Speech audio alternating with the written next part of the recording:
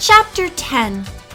Nancy expected to see Bess and the other contestants the minute she stepped into the banquet hall. Under the crystal chandeliers, the room was abuzz with guests and waiters and waitresses flitting around. But the only contestant Nancy saw was Heather Richards. She was sitting at the long rectangular table set up on a platform in front of the hall. Roger Harlan, devastating in a crisp white shirt and black tuxedo, sat beside her, looking uncomfortable. Heather was pressed close to him, keeping up a steady stream of talk. At the same head table were 7 other young men in formal wear, the Elan models who were to escort the Face of the Year contestants. They kept glancing at the entrance, and from the expressions on their faces, Nancy could tell they too were wondering where the girls were. Behind the head table, Tom Fortner was standing beside Monique Durand. Both were frowning. "Nancy!" Nancy whirled around to see Kelly waving to her from the service door. Kelly threw up her hands in a questioning gesture and hurried over to Nancy. "The whole fashion industry is arriving, and nobody can find the girls," Kelly lamented. "They were in the elevator on their way down at least 15 minutes ago," Nancy said, surprised. Kelly nervously fingered the collar of her blue satin blouse. "Well, they're not here yet." "I don't see Bettina either," Nancy said, scanning the room again. She felt a growing sense of alarm. "She was here a minute ago. I think she's in the ladies' room now," Kelly replied. "I wish I knew what was going on." "I don't like any of this," Nancy said. "In fact, I'm going to check out the elevators." Nancy walked out of the ballroom into the lobby, heading for the elevators, but she hadn't gotten far when she heard and saw 7 severely shaken females. "I was so scared," Trudy Wu was saying. "I thought we were going to die in there." "Nancy! Nancy!" Bess cried, running up to her with eyes wide. "Am I ever glad to see you?" "Me too," Nancy said, returning Bess's hug. "What happened?" "We were trapped in the elevator," Bess told her.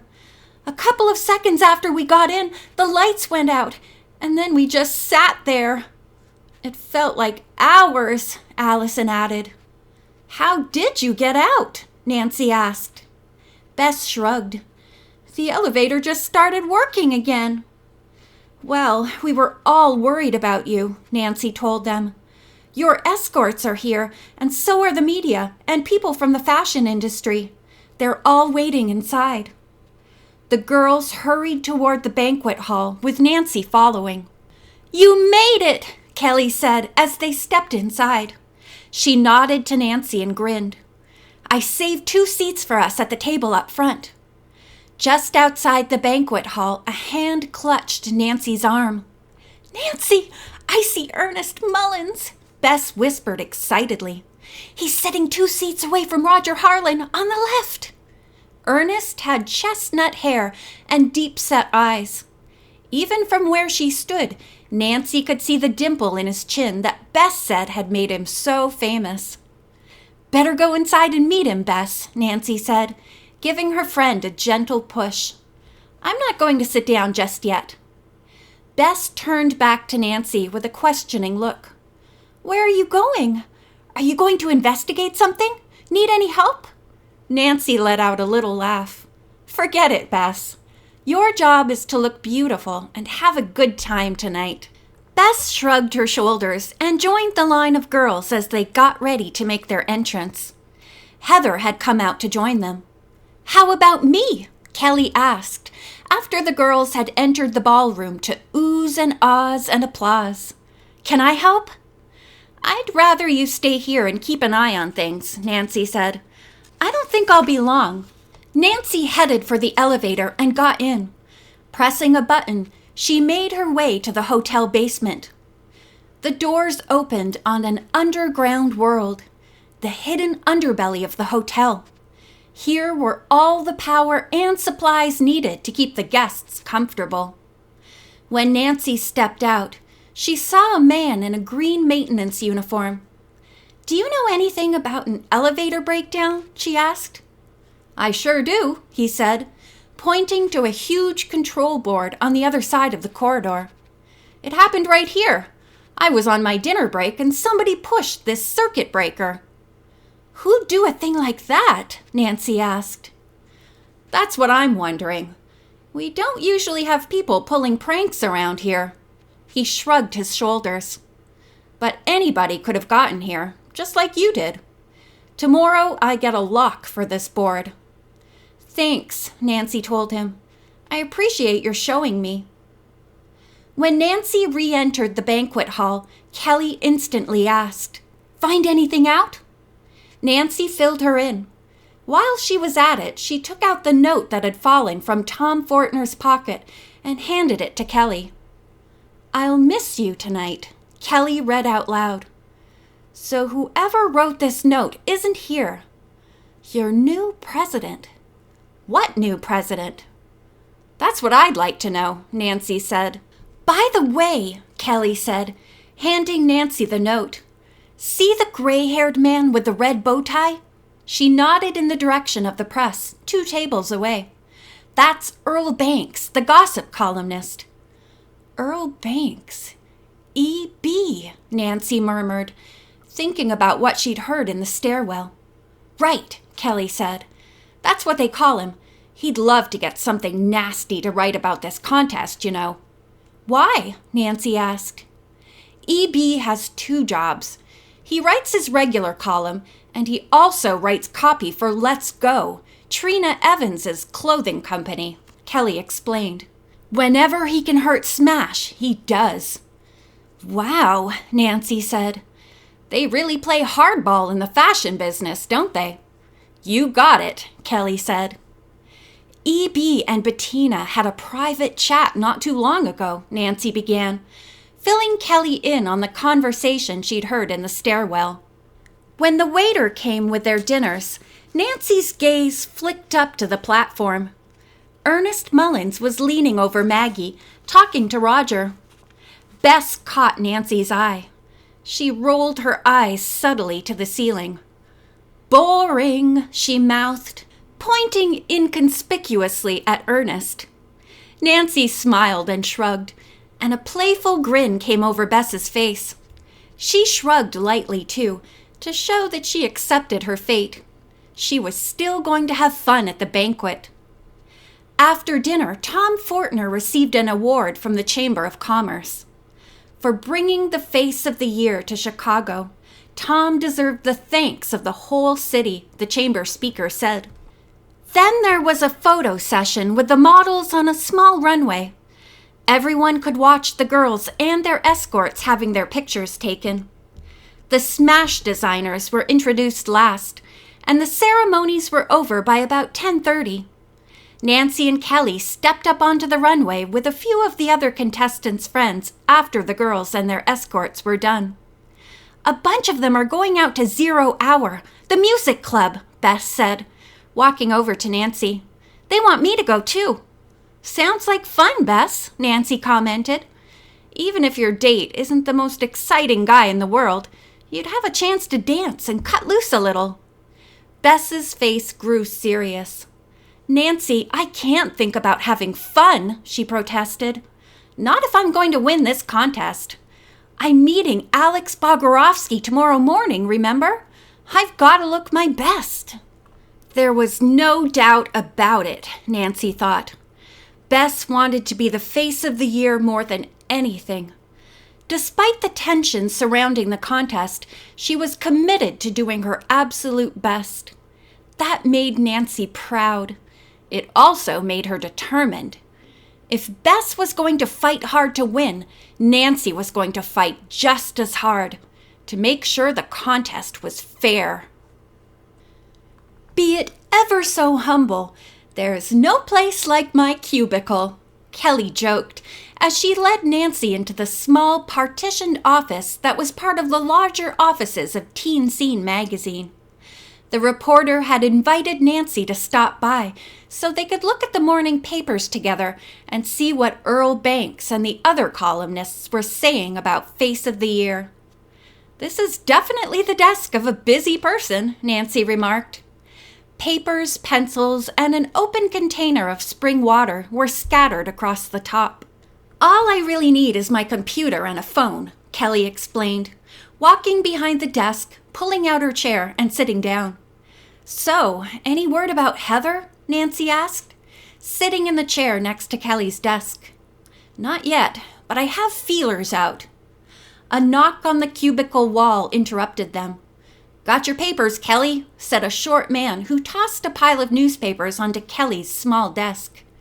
"Thanks, Fred," Kelly yelled, but he was already gone. "I can't wait to see what Earl Banks said about the contest," Kelly said, thumbing through a paper. Nancy watched as Kelly's eyes widened. She smoothed out the paper and said, "Nancy, listen to this. Smash calls it the Face of the Year, and let me tell you, Chicago, this face needs a lift. Oh, the girls are pretty enough, and the clothes are cute. But word has it that some nasty little gremlin is doing everything he or she can to make sure the face gets plenty of worry lines and wrinkles before it's time. Did I say sabotage? Of a beauty contest? My, what will they think of next?" Kelly closed the paper with a sigh. "It's strange," she said. "Bettina was the one who said the girls had to be quiet about the contest problems. She obviously didn't take her own advice." Nancy began tapping her fingers on Kelly's desk. "Kelly, let's go back to the beginning for a minute. Why would anyone want to sabotage something as innocent as this contest?" Kelly let out a breath in a single loud puff. "Well, it could just be personal. You know, one individual trying to hurt another individual. Right, like Bettina trying to hurt Monique by hurting Elan," Nancy suggested. "Right. Or Roger Harlan trying to make Elan look bad so he can get out of his contract." "But what if it's not personal?" Nancy asked. "Why else would anyone be interested in sabotaging this contest?" "Nancy, there's lots of money in the rag trade, as we call the clothing business. Millions, no, billions of dollars are spent on clothes every year, and competition between the major producers can get pretty ugly." "You're saying rival companies may resent all the publicity Smash is getting from the Face of the Year contest?" Nancy asked. "Then maybe they want to make sure a good portion of that publicity is bad." Kelly nodded thoughtfully. "But Smash and Elan are keeping such a tight rein on the contest. Only their people are anywhere near it." Nancy looked over at Kelly. "Corporate war is a fact of life, isn't it? Maybe another clothing company has an employee on the staff at Smash." Kelly's green eyes widened.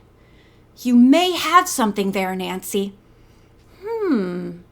The phone rang, and Kelly held up a hand to signal Nancy to wait while she answered. "Thanks for letting me know. I'll be there right away." Kelly put the phone down. "The Chicago Bears are going to be at the airport in 20 minutes, and I've got to go interview them. They're serious super hunks, Nancy. Want to come?" Tempted, Nancy considered briefly, then shook her head. "I can't," she answered. "Bess may need me."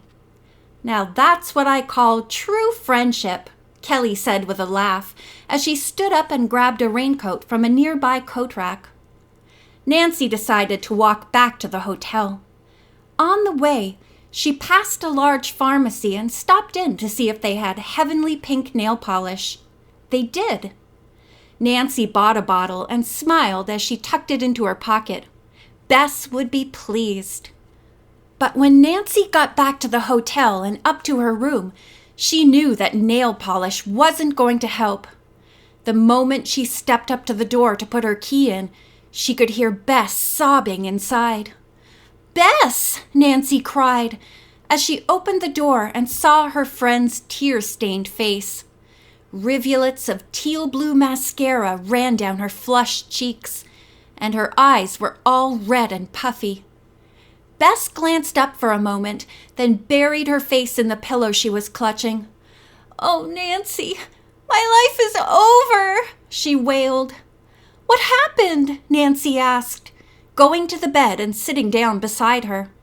Bess lifted her head and said, between sobs, "Alex Bogorovsky said I was stiff and phony and that I'd never make it as a model." "But Bess," Nancy said, gently stroking her friend's back, "that's ridiculous. I saw the pictures that George took of you, and they were great. You didn't look stiff at all." "That's because I was with George," Bess moaned. "With her I was relaxed. But Bogorovsky made me tense. The minute I walked into his studio, he said, 'What is this, a circus shoot? You look like a clown. Go wash your face.' He hated me." "I'm sure you're exaggerating, Bess," Nancy said gently. "And besides, you said yourself Bogorovsky's known for photographing the essence of a person. He probably wanted you to start fresh so that he could get pictures of you that were really unique." Bess nodded thoughtfully. "That could be true. For all you know, those were the best photos ever taken of you," Nancy added. "Bogorovsky is one of the greatest photographers in the world, right?" A small smile began to play on Bess's lips. He did smile at the very end when he said, "Thank goodness we're through." A knock on the door interrupted them. "Bess, it's me, Tom Fortner." "Oh no, and look at me," Bess whispered to Nancy. "Coming," she called out loudly. She raced to the bathroom and slapped some clean water on her face. Then Nancy held out a pair of sunglasses for Bess to put on so the PR man wouldn't notice that she'd been crying. "Hi, Tom," Bess purred as she cracked the door open. "What is it?" Tom bit his lip. "Sorry to be the bearer of bad news," he said, "but I just spoke to Alex Bogorovsky a few minutes ago. The camera he took your pictures with was stolen, along with all your negatives." Bess swallowed hard. "My negatives are gone?" Suddenly, Bess had forgotten how badly her session had gone. Nancy stepped over to stand beside her trembling friend. "You mean I won't get to have a portrait?" Bess asked in a quavering voice. "I'm terribly sorry," Tom said, coming into the room, "but there's nothing I can do." Nancy knew what her friend was thinking. Without those pictures, she had no chance of winning the contest. End of chapter 10.